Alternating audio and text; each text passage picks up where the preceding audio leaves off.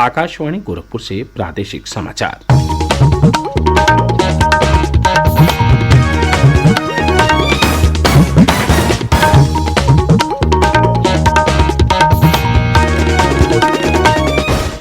नमस्कार, समाचार बुलेटिन के साथ मैं वेद प्रकाश पाठक। पहले मुख्य समाचार। प्रधानमंत्री नरेंद्र मोदी आज शाहजहांपुर जिले में प्रदेश के सबसे लंबे एक्सप्रेसवे गंगा एक्सप्रेसवे की आधारशिला रखेंगे। प्रधानमंत्री ने वाराणसी में अखिल भारतीय महापौर सम्मेलन की वर्चुअल माध्यम से अध्यक्षता की। कहा, काशी का विकास संपूर्ण देश की प्रगति का मार्ग प्रशस्त करेगा। केंद्रीय गृह और सहकारिता मंत्री अमित शाह ने लखनऊ में कई कल्याणकारी योजनाओं का लोकार्पण किया। कहा, योगी आदित्यनाथ सरकार ने सहकारिता क्षेत्र से भ्रष्टाचार को खत्म किया। गृह मंत्री ने भाजपा और निषाद पार्टी की संयुक्त रैली को संबोधित किया। कहा, उत्तर प्रदेश तेजी से विकास के मार्ग पर बढ़ रहा। और प्रदेश विधानमंडल का सत्र अनुपूरक बजट और लेखानुदान मांगों को पारित करने के बाद अनिश्चितकाल के लिए स्थगित। देश कोविड टीकाकरण अभियान के अंतर्गत 150 करोड़ टीके लगाने की दिशा में निरंतर आगे बढ़ रहा है। कोरोना वायरस का नया वेरिएंट मिलने से चिंताएं बढ़ी हैं। आपसे हमारी अपील है कि यथाशीघ्र दोनों टीके लगवाएं और अन्य लोगों को भी टीके लगवाने के लिए प्रेरित करें। कृपया 3 सरल उपायों का अवश्य पालन करें। मास्क लगाएं, 2 गज की सुरक्षित दूरी बनाए रखें, हाथ और चेहरा साफ रखें। कोविड से संबंधित किसी भी जानकारी और मार्गदर्शन के लिए राष्ट्रीय हेल्पलाइन नंबर 011-2397-8046 और 1075 पर संपर्क करें। अब समाचार विस्तार से। प्रधानमंत्री नरेंद्र मोदी आज दिन में 12 बजे शाहजहांपुर जिले में राज्य के सबसे लंबे एक्सप्रेसवे गंगा एक्सप्रेसवे की आधारशिला रखेंगे।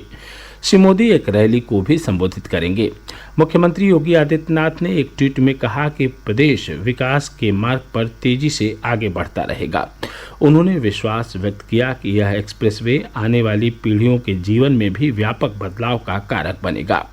हमारे संवाददाता की एक रिपोर्ट। 596 किलोमीटर लंबा और 6 लेन वाला एक्सप्रेसवे 36,200 करोड़ रुपए से अधिक की लागत से तैयार किया जाएगा। मेरठ के बिजौली गांव के पास से शुरू होकर एक्सप्रेसवे प्रयागराज के जूदापुर डांडू गांव तक जाएगा। ये मेरठ, हापुड़, बुलंदशहर, अमरोहा, संभल, बदायूं, शाहजहांपुर, हरदोई, उन्नाव, रायबरेली, प्रतापगढ़ और प्रयागराज जिलों से होकर गुजरेगा। पूरी तरह बन जाने के बाद ये राज्य के पश्चिमी और पूर्वी क्षेत्रों को जोड़ने वाला उत्तर प्रदेश का सबसे लंबा एक्सप्रेसवे बन जाएगा। एक्सप्रेसवे पर शाहजहांपुर में 3.5 किलोमीटर लंबी हवाई पट्टी निर्मित की जाएगी, जो वायुसेना के विमानों को आपातकालीन उड़ान भरने और उतरने में सहायता प्रदान करेगी। एक्सप्रेसवे के साथ एक औद्योगिक गलियारा बनाने का भी प्रस्ताव है। इस एक्सप्रेसवे के बन जाने से औद्योगिक विकास, व्यापार, कृषि और पर्यटन आदि क्षेत्रों को बढ़ावा मिलेगा। इससे क्षेत्र के सामाजिक आर्थिक विकास को भी प्रोत्साहन मिलेगा। सुशील चंद्र तिवारी, आकाशवाणी समाचार, शाहजहांपुर। प्रधानमंत्री नरेंद्र मोदी ने कहा है कि शहर अर्थव्यवस्था के विकास वाहक हैं और उनको जीवंत अर्थव्यवस्था का केंद्र बनाया जाना चाहिए। कल वीडियो कॉन्फ्रेंस के माध्यम से वाराणसी में अखिल भारतीय महापौर सम्मेलन में प्रधानमंत्री ने महापौरों से अपने शहर को जीवंत, स्वच्छ और सुंदर बनाने का आग्रह किया। वाराणसी में किए गए नवीकरण कार्यों की चर्चा करते हुए श्री मोदी ने कहा कि काशी का विकास देश के अन्य शहरों की प्रगति का मार्ग प्रशस्त करेगा। प्रधानमंत्री ने महापौरों से आग्रह किया कि वे अपने अपने वार्डों में साफ सफाई के काम करें और वार्डों के बीच सौंदर्य प्रतियोगिताएं कराएं। प्रधानमंत्री ने कहा कि देश के अधिकतर शहर पौराणिक हैं और परंपरागत तरीके से विकसित किए गए हैं। आधुनिकता के इस युग में इन शहरों की पुरातनता भी महत्वपूर्ण है, लेकिन मौजूदा ढांचे को ध्वस्त करना ही एकमात्र तरीका नहीं है, बल्कि इनके जीर्णोद्धार और संरक्षण पर भी ध्यान दिया जाना चाहिए। प्रधानमंत्री ने कहा कि शहरों के विकास मॉडल पर काम करते हुए सूक्ष्म, लघु और मध्यम उद्यमों के सशक्तिकरण के प्रयास भी किए जाने चाहिए। उन्होंने महापौरों से अपशिष्ट प्रबंधन राजस्व मॉडल पर काम करने को कहा। प्रधानमंत्री ने कहा कि इससे न केवल स्वच्छ भारत बनाने बल्कि स्वस्थ भारत बनाने में भी मदद मिलेगी। श्री मोदी ने शहरों को बेहतर और भविष्य के अनुरूप बनाने में लोगों से भागीदारी की अपील की। उन्होंने कहा कि जन भागीदारी देश को नई ऊंचाइयों पर पहुंचाएगी। शहर का विकास भी जन भागीदारी से होना चाहिए। जन भागीदारी पर बल देना चाहिए। हमारा आग्रह है कि अगर आपके नगर में एनसीसी के यूनिट चलते हैं स्कूलों में, क्या हम हमारे एनसीसी के कैडेट्स उनकी टोलियां बना करके हर दिन सभी स्टैच्यू को साफ सुथरा करेंगे? क्या आप कम से कम एक चौराहा उसमें पब्लिक प्राइवेट पार्टनरशिप से, सरकार का म्युनिसिपैलिटी का पैसा नहीं, जन भागीदारी से कोई ऐसा स्मारक बना सकते हैं जो आजादी के अमृत महोत्सव से सुसंगत हो? इससे पूर्व मुख्यमंत्री योगी आदित्यनाथ ने सम्मेलन को संबोधित करते हुए कहा कि वर्ष 2014 में प्रधानमंत्री नरेंद्र मोदी के काशी से सांसद चुने जाने के बाद से यह नगर लगातार विकास के पथ पर आगे बढ़ रहा है। उन्होंने कहा कि काशी अपनी संस्कृति को संरक्षित रखते हुए आज विश्व के सामने नए स्वरूप में आई है। प्रदेश के शहरी विकास विभाग द्वारा आयोजित इस सम्मेलन में देश के विभिन्न राज्यों के महापौर उपस्थित रहे। सम्मेलन का मुख्य विषय है नया शहरी भारत। इस अवसर पर 3 दिवसीय एक प्रदर्शनी भी लगाई गई है। प्रादेशिक समाचार आप आकाशवाणी गोरखपुर से सुन रहे हैं। यह समाचार बुलेटिन हमारे YouTube channel AIR news Gorakhpur और ट्विटर हैंडल AIR न्यूज़_GKP पर भी उपलब्ध है। केंद्रीय गृह और सहकारिता मंत्री अमित शाह ने कहा है कि उत्तर प्रदेश में सहकारिता क्षेत्र 2017 से पहले भ्रष्टाचार का केंद्र बना हुआ था। उन्होंने कहा कि योगी सरकार ने पिछले 4.5 वर्ष में इसका कायाकल्प कर दिया है और अब यह क्षेत्र अपनी पूरी क्षमता के साथ लोगों की सेवा कर रहा है। श्री शाह कल लखनऊ में Uttar Pradesh where housing corporation और उत्तर प्रदेश सहकारिता बैंक से संबंधित 155 करोड़ रुपए की लागत वाली परियोजनाओं का शुभारंभ कर रहे थे। इनमें सहकारिता बैंक की 23 नई शाखाएं, राज्य वेयर हाउसिंग कॉरपोरेशन के 29 गोदाम शामिल हैं। इस कार्यक्रम से पहले श्री शाह ने लखनऊ में जनसभा को संबोधित किया। सरकार बनाओ अधिकार पाओ रैली का आयोजन भारतीय जनता पार्टी और निषाद पार्टी ने मिलकर किया था। रैली को संबोधित करते हुए श्री शाह ने कहा कि मुख्यमंत्री योगी आदित्यनाथ की सरकार ने राज्य से माफियाओं और अपराधियों को खत्म कर दिया है।